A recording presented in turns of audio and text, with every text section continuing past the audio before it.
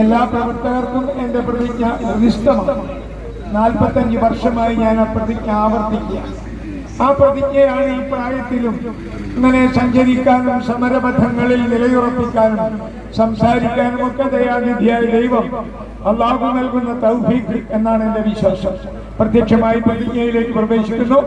നമ്മുടെ അതിഥികൾ എത്തുമ്പോൾ പെട്ടെന്ന് ഞാൻ എൻ്റെ പ്രസംഗം നിർത്തുന്നതാണ്.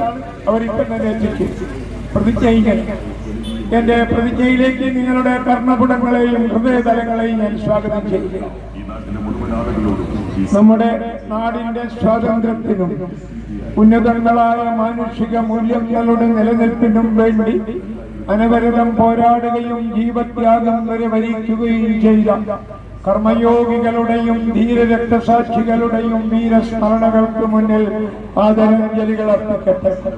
മദ്യം നമ്മുടെ സമൂഹത്തിനുണ്ടാക്കുന്ന മാരകവും വ്യാപകവുമായ ആഘാതത്തെക്കുറിച്ച് എനിക്ക് ബോധ്യമുണ്ട്.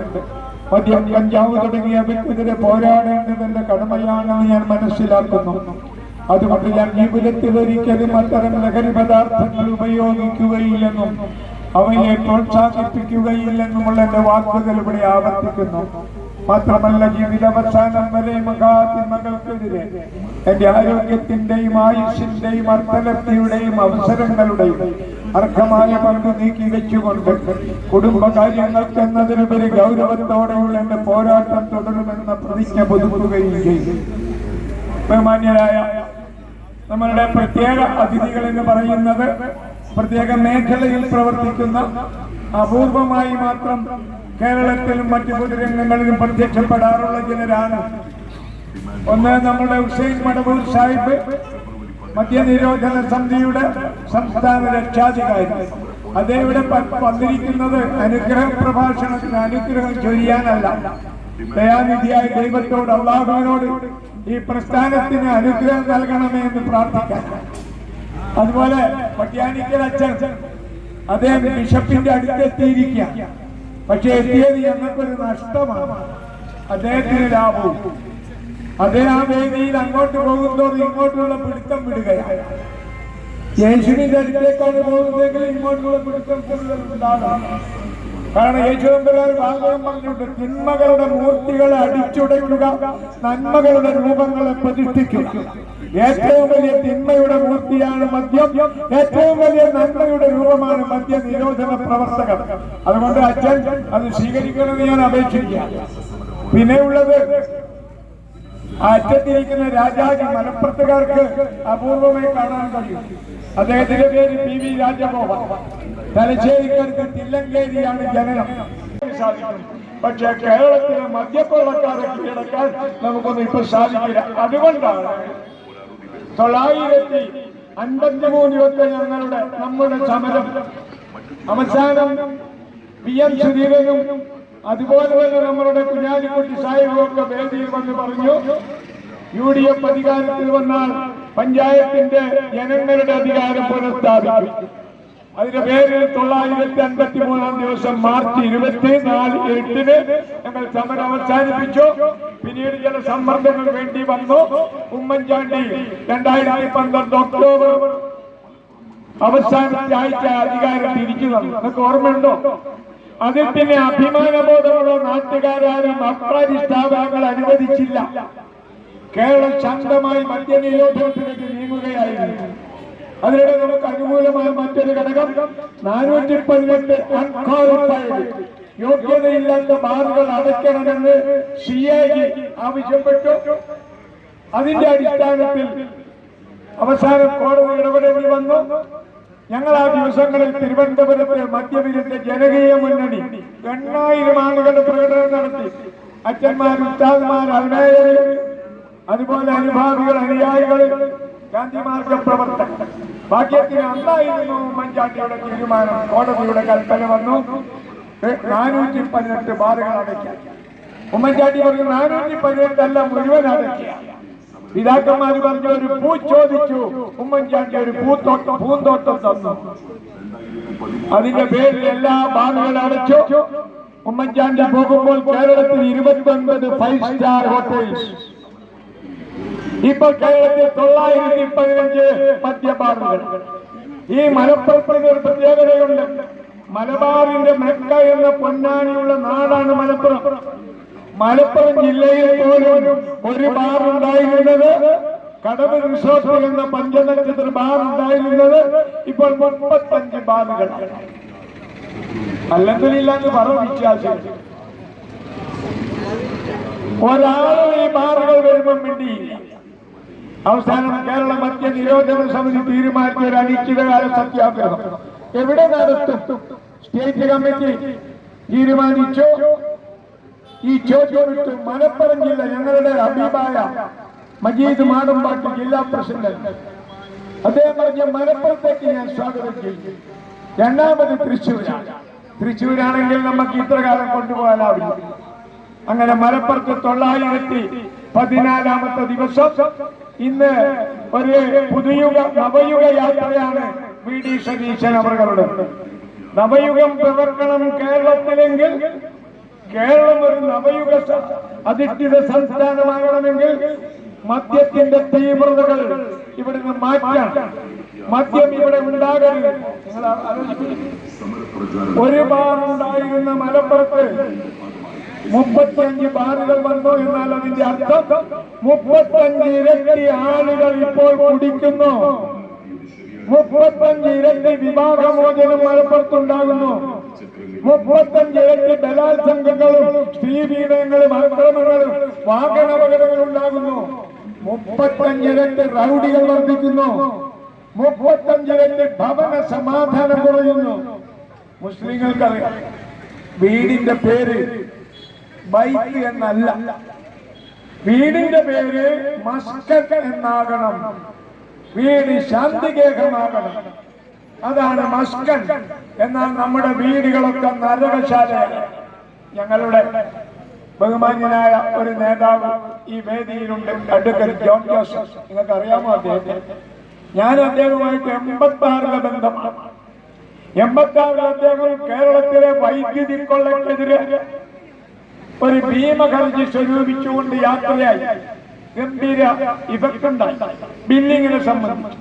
അന്ന് തൊട്ട് ഇന്ന് ഇപ്പോൾ അദ്ദേഹത്തിന്റെ ദൗത്യം എന്താണ്? നമ്മുടെ പഞ്ചായത്ത് തൊട്ട് പാർലമെന്റ് വരെ നടക്കുന്ന അഴിമതിക്കെതിരെ പഞ്ചായത്തിലെ ജനങ്ങളെ പഠിപ്പിച്ചുകൊണ്ട് പഞ്ചായത്തിനെ കക്ഷി രാഷ്ട്രീയ മുക്തമാക്കണമെന്ന് ആവശ്യപ്പെട്ടുകൊണ്ട് അഴിമതി വിരുദ്ധരായ ജനങ്ങളുടെ ഒരു സംഘടന കേരള സിവിൽ സൊസൈറ്റി എന്നൊരു പ്രസ്ഥാനത്തിന്റെ പ്രവർത്തകനാണ്. അദ്ദേഹം സുപ്രീം കോടതി വരെ കേസ് നടത്തുന്ന ഒരു വക്കീലാണ്. ഇപ്പൊ അതുകൊണ്ട് പോകാൻ സാധിക്കില്ല. ജനങ്ങളുടെ കേസ് പഠിപ്പിക്കുക, ജനങ്ങൾ കൊണ്ട് നടത്തി. അദ്ദേഹത്തെ ഞാൻ പ്രത്യേകമായി സ്വാഗതം ചെയ്യുകയാണ് ഈ വേദിയിലേക്ക്. അദ്ദേഹം പറയും നാളെ കൊണ്ട് തീരുവാണല്ലോ. ഞാൻ ചോദിച്ചു റാഹത്തായില്ലേ? അല്ല, റാഹത്തായില്ലെന്ന് ചോദിച്ചാൽ സന്തോഷമായില്ലേ, ആശ്വാസമായില്ലേ? അല്ല, നിങ്ങൾ ഇനി വരരുത് മലപ്പുറത്ത്. ഞാൻ ചോദിച്ചു മലപ്പുറം നിങ്ങൾ ആരോടും തീരു വാങ്ങിയിട്ടുണ്ടോ? അതല്ല, ഈ വിഷയം കൊണ്ട് വരരുത്. ഈ വിഷയം കൊണ്ട് കേരളത്തിൽ പോകാനുള്ള ഏക ജില്ലയാണ് മലപ്പുറം. ഞാൻ അഭിമാനത്തോടെ പറയാൻ വേണ്ടി മലപ്പുറത്താണ് ഇവിടെ പോകാൻ. ഇന്ത്യയിലെ 54 മുസ്ലിം ഭൂരിപക്ഷ ജില്ലകളിൽ പ്രമുഖമാണ് മലപ്പുറം. ആ മലപ്പുറത്താണ് ഇന്ത്യയിൽ ഏറ്റവും അധികം ഖുർആൻ വായിക്കപ്പെടുന്നത്. ഖുർആൻ വായിക്കപ്പെടുന്നത് എന്നൊരർത്ഥമുണ്ട്. ആ ഖുർആനിലാണ് അവസാനത്തെ ഗ്രന്ഥം എന്നുള്ള നിലയിൽ മദ്യത്തിനെതിരെ അതികർശനമായ താക്കീതുകളും വിലക്കുകളും കൽപ്പനകളും വന്നത്. അതുകൊണ്ട് മലപ്പുറത്ത് ആ മനസ്സ് ഇതുവരെ പോയിട്ടില്ല. പക്ഷേ ഞങ്ങൾക്കൊരു പാഠം മനസ്സിലാക്കാം.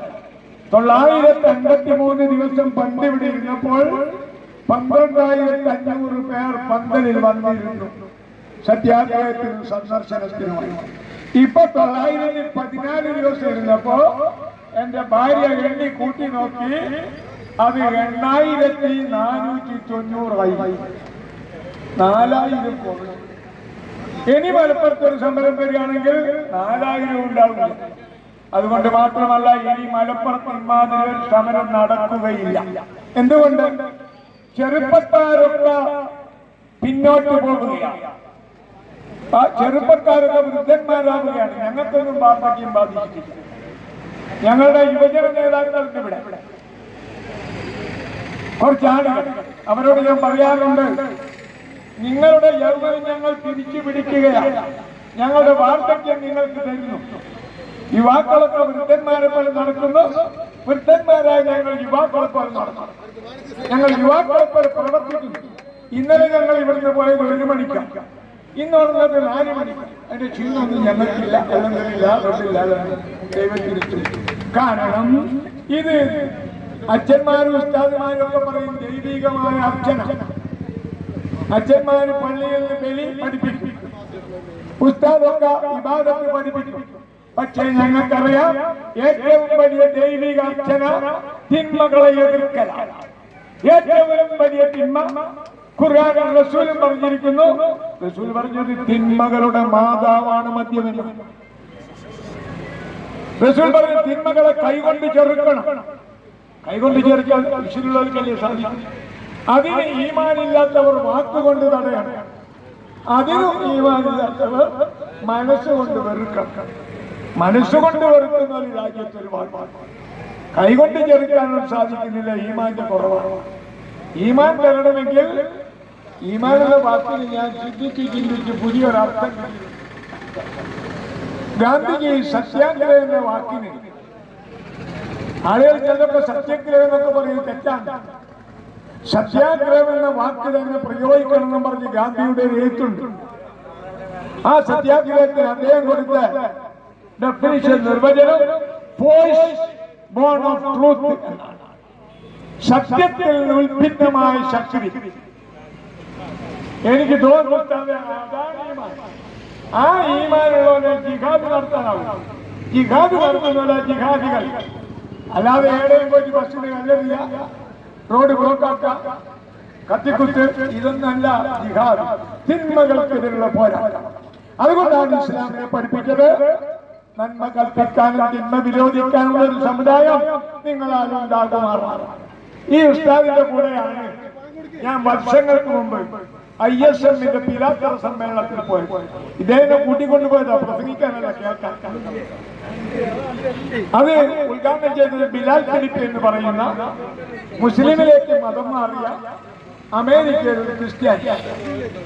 അദ്ദേഹം പ്രസംഗം അവസാനിപ്പിച്ച് അറിയാമെന്ന് അതെനിക്ക് ബൈഹാക്കാം.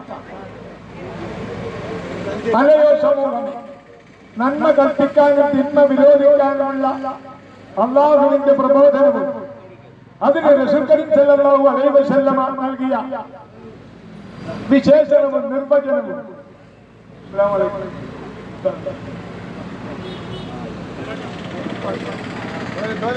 ഇപ്പം വന്നിരിക്കുന്നത് മലപ്പുറത്തെ പ്രധാന പള്ളികളിലൊന്നായ മർക്കസ് ടോയുടെ പള്ളി. അതിന്റെ ഇമാമാണ് മനാഫ് മാസ്റ്റർ. അദ്ദേഹത്തിന്റെ അഭാവത്തിൽ നേരത്തെ സ്വാഗതം ചെയ്തിരുന്നു. ഞാൻ പ്രഭാവത്തിലും സ്വാഗതം ചെയ്യുകയാണ്. നമസ്കാരം. അപ്പോ ആ പ്രസംഗം കേട്ടതാണ് ഞാൻ ഇസ്ലാമിനെ കുറിച്ച് പഠിക്കാൻ പ്രധാനപ്പെട്ട കളിയായി. നന്മ കൽപ്പിക്കുക, തിന്മ വിരോധിക്കുക. എന്നിട്ട് റസൂൽ കരീം സല്ലല്ലാഹു അലൈഹി വസല്ലം പറഞ്ഞു, ഈ കാര്യം നിങ്ങൾ മറന്നുപോയാൽ, മുസ്ലിങ്ങളോടാണ് പറഞ്ഞത്, ഈ കാര്യം നിങ്ങൾ അവഗണിച്ച, ഈ കാര്യം നിങ്ങൾ അനുഷ്ഠിക്കാതിരുന്ന മറ്റ് യാതൊരു ഇബാദത്ത് കൊണ്ടും അവൻ സംപ്രീതനാവുകയില്ല. ഏതാവൻ? അല്ലാഹ്. ഖുർആൻ പറയുന്നത് ഇസ്ലാമെ എന്ത് വിളിക്കണം? അല്ലയോ അവനെ സംപ്രീതനാക്കിയും അവനാൽ സംപ്രീതനാക്കപ്പെട്ടും ശാന്തി പ്രാപിച്ച ആത്മാവേ എന്ന് ഇസ്ലാം വിളിക്കപ്പെട്ടു. അപ്പോൾ ഞാൻ ഞങ്ങൾക്ക് വലിയ ക്ലേശം, ഏറ്റവും വലിയ സുഖലോലുപതയിൽ കഴിയാൻ പറ്റുന്ന മനുഷ്യൻ 2-3 ദിവസത്തേക്കുള്ള മുഷിഞ്ഞ വസ്ത്രം പോലും ധരിച്ചു. എന്നിട്ട് ഫ്ലക്സിൽ ഞാൻ വെച്ചെന്ന് കിടന്നുറങ്ങി. വേണ്ട താമസമൊന്നും കിട്ടിയില്ല. ഇവിടെ അതല്ല, ഇവിടെ ധാരാളം സൗകര്യങ്ങളുണ്ട്. അന്നത്തേക്കാൾ പരിഷ്കൃതരും അഭിജ്ഞരുമാണ് ജനങ്ങൾ. അവരൊക്കെ കാര്യങ്ങൾ മനസ്സിലാക്കുന്നവരാണ്. അതിന്റെ അടിസ്ഥാനത്തിൽ അവർ ഒരുപാട് നമ്മളുടെ ഗ്രോ എന്ന് പറഞ്ഞാൽ, പക്ഷേ ഞങ്ങളുടെ കൂടെയുള്ള ഒരു മുഖ്യ സത്യാഗ്രഹിയുണ്ട്, ഖദീജ. അവർക്ക് പേടിയുണ്ടോ എന്ന് ഞാൻ അറിയില്ല. പേടിക്കാൻ ഇഷ്ടം. ഒരു ജീവി ജനിക്കിൽ അന്ന് ദൈവം കരുതിയിട്ടുണ്ട് അവനുള്ള മൃത്യുകാലം. അതാ അപ്പൊ ഞാൻ പറയുന്നത്, എങ്ങനെ ഞങ്ങളൊരു നയരേഖ പ്രസിദ്ധീകരിക്കും. എന്തായിരിക്കും ഈ സത്യാഗ്രഹത്തിന്റെ പോക്ക്? പൂർണ്ണമായ അഹിംസയിൽ അധിഷ്ഠിതം. പിന്നെ സത്യാഗ്രഹം മുന്നോട്ട് പോകുന്തോറും ഒന്നുകിൽ സമൂഹം ഇടപെടും, സമൂഹം പ്രക്ഷുബ്ധം, അല്ലെങ്കിൽ ദൈവാനുഗ്രഹത്താൽ സർക്കാർ തന്നെ ഉണരും. ഏത് സർക്കാർ? ഈ സർക്കാരിന് ദൈവാനുഗ്രഹം ഇല്ല. ദൈവനിഷേധികളുടെ പാർട്ടിയാണ് മാർക്സിസ്റ്റ് കമ്മ്യൂണിസ്റ്റ് പാർട്ടി. മാർക്സിസ്റ്റ് നല്ല കമ്മ്യൂണിസ്റ്റ്. ഇത് EHD കുഞ്ഞീസും വെറുതെ പറയല്ല, മലപ്പുറത്ത് വന്നിട്ട് കമ്മ്യൂണിസ്റ്റുകാരുടെ ആചാര്യൻ പിണറായി വിജയനോ EMS ഗോവിന്ദപിള്ളയോ ഒന്നും അല്ല. കമ്മ്യൂണിസ്റ്റുകാരുടെ ആചാര്യൻ കാറൽ മാർക്സ്. കാറൽ മാർക്സിന്റെ പുസ്തകമാണ് കമ്മ്യൂണിസത്തെ പറ്റി പഠിപ്പിക്കുന്നത്. പിന്നെ കഴിഞ്ഞത് ലെനിന. നിങ്ങൾ പഠിച്ചോളൂ. Karl Marx answer to the communism എന്ന ഒരു പുസ്തകത്തിൽ ആൻസർ ടു ദ കമ്മ്യൂണിസം, കമ്മ്യൂണിസത്തിനുള്ള ഉത്തരം, അതിൽ മാർക്സ് പറഞ്ഞത് ഓർമ്മിക്കണം. ഞാനൊക്കെ ആലോചിക്കാം, മലപ്പുറത്തെ വിശ്വാസികളൊക്കെ എങ്ങനെ കമ്മ്യൂണിസ്റ്റുകാരുടെ കൂടെ പോയി.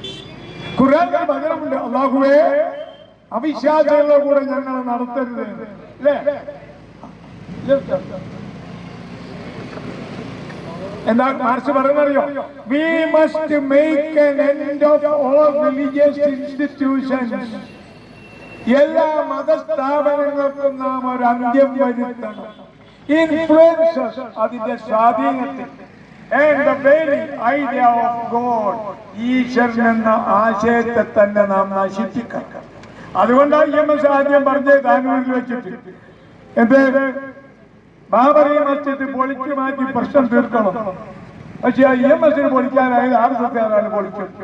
ഇപ്പൊ എനിക്ക് വലിയ ആലോചനയൊന്നും ഇല്ലതാനും പരസ്പരം. അതുപോട്ടെ, അത് രാഷ്ട്രീയമാണ്. പിന്നെ മാർക്സിസത്തെ പറ്റി ആധികാരികമായി പറയേണ്ടത് ലെനിനാണ്. അവർ രണ്ടും കൂടിയായി പുസ്തകമൊക്കെ ആലോചിച്ചുണ്ടാക്കിയത്. ലെനിൻ പറഞ്ഞു, ലെനിൻ അബൌട്ട് റിലിജിയൻ എന്ന പുസ്തകം. നിങ്ങളൊക്കെ തഞ്ചം കിട്ടുമ്പോ പുസ്തകം തിയേറ്ററിച്ച് വായിക്കാം. ഇപ്പൊ അത് ഔട്ട് ഓഫ് ഇല്ല, ഞാൻ ഗൂഗിളിൽ പറഞ്ഞു നോക്കി കാണുന്നു. ലെനിൻ അബൌട്ട് റിലിജിയൻ എന്നുള്ള പുസ്തകത്തിൽ പറയുന്നറിയോ? കേട്ടോളൂ.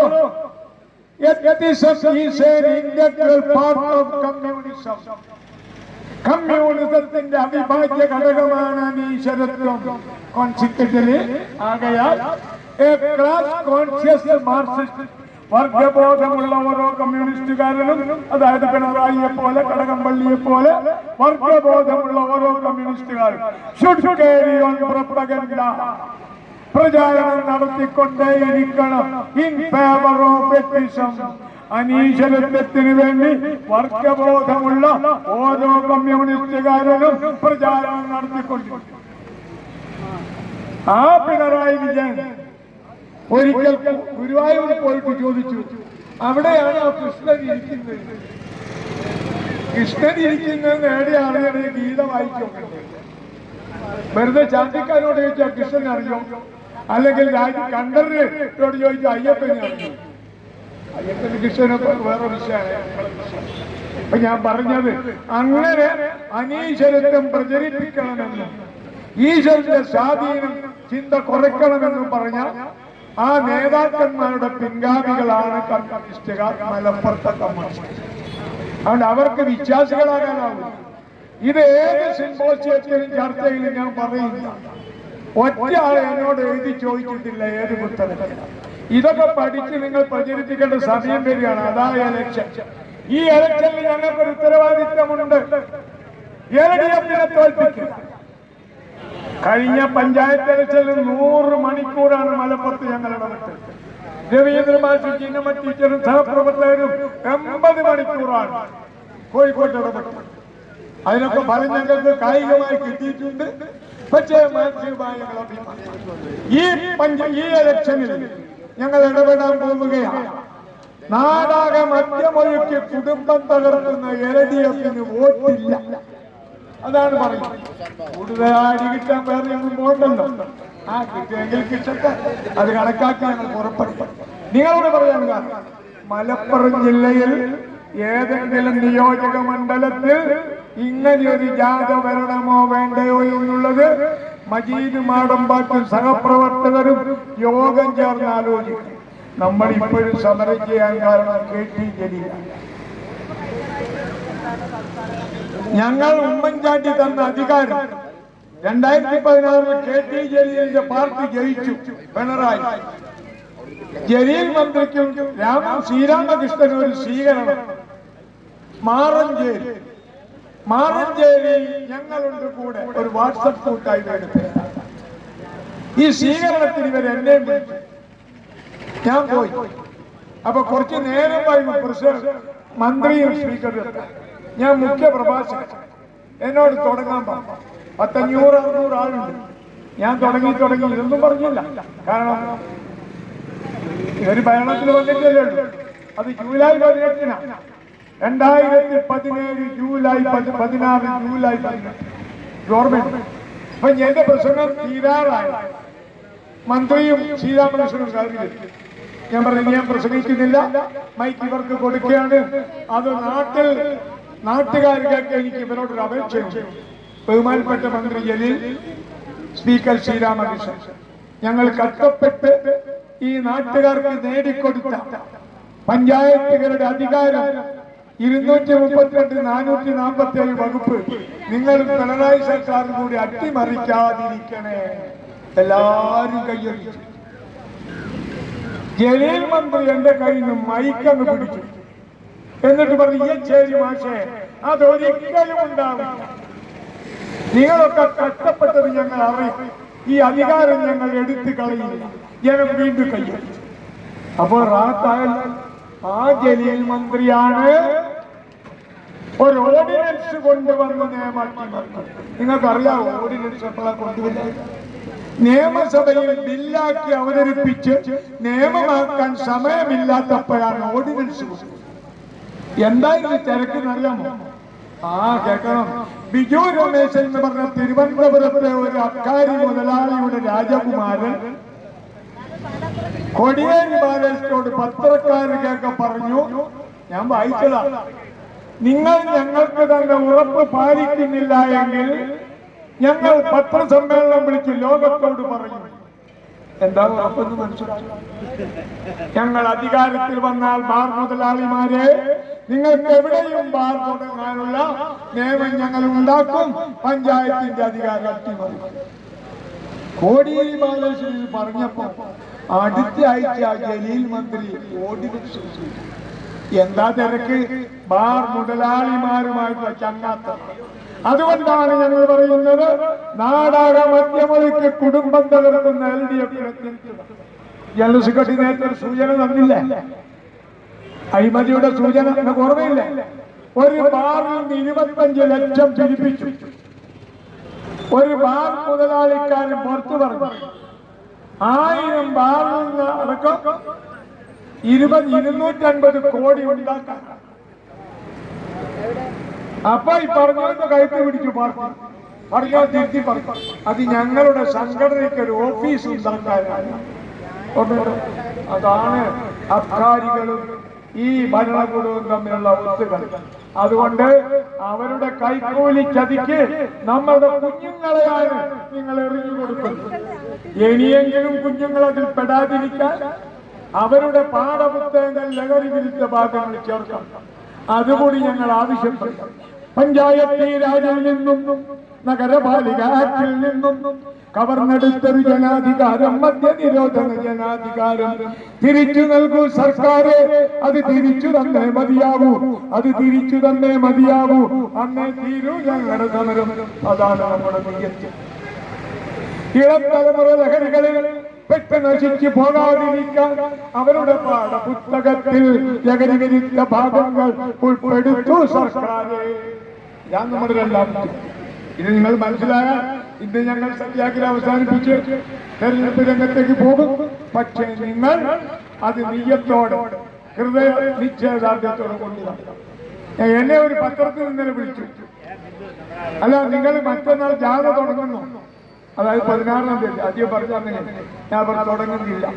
ഇത് പറ്റി 21-ാം തീയതി പിണറായി വിജയൻ അവർ ഈ പാലക്കാട്ട് ഒരു ഡിസ്റ്റിലറി ഉദ്ഘാടനം ചെയ്യാൻ പോകും. 1500 കേസാണ് ഒരു ദിവസം ഉത്പാദിപ്പിക്കുന്നത്. ഞങ്ങൾ അധികാരത്തിൽ വന്നാൽ മദ്യത്തിന്റെ ലഭ്യത ഉപയോഗവും കുറച്ചു കൊണ്ടുവരുമെന്ന് പ്രകടന പത്രികയിലൂടെ ജനങ്ങൾക്ക് ഉറപ്പ്. ഞാൻ പറയാറുണ്ട്, പ്രകടന പത്രികയിലൂടെ നൽകുന്ന ഉറപ്പ് വഞ്ചിച്ചുകൊണ്ട് അതിന് വിരുദ്ധമായി ഭരണം തുടങ്ങുന്ന ആളുകൾ ഏതെങ്കിലും പാവപ്പെട്ട പെണ്ണിനെ വ്യാമോഹത്തിന്റെ വല വീശി പിടിച്ച് കാര്യം നടന്നാൽ പെരുവഴിയിലേക്ക് വലിച്ചെറിയുന്ന വിടനായ കാമുകനേക്കാൾ നികൃഷ്ടനാണ്.